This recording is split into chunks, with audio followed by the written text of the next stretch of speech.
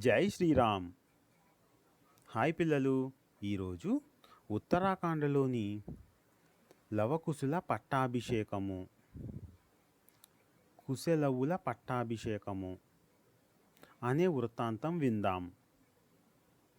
కుమారులతో అయోధ్య చేరుకున్న శ్రీరాముడు జరిగిన వృత్తాంతమంతా కౌసల్య, సుమిత్ర, కైకేయి మాతలకు చెప్పాడు.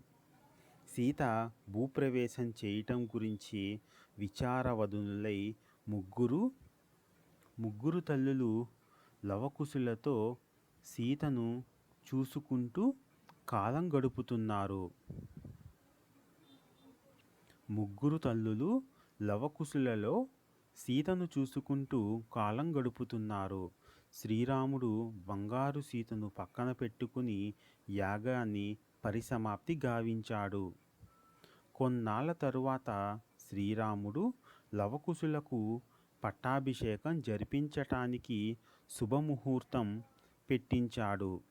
అయోధ్యలో పండుగ వాతావరణం కనిపించింది. రాముడు లవకుశులకు పట్టాభిషేకం జరిపించి రాజ్యభారం వారికి అప్పగించాడు. లవకుశులు అయోధ్య నగరాన్ని తండ్రి అడుగుజాడలలోనే పరిపాలిస్తున్నారు.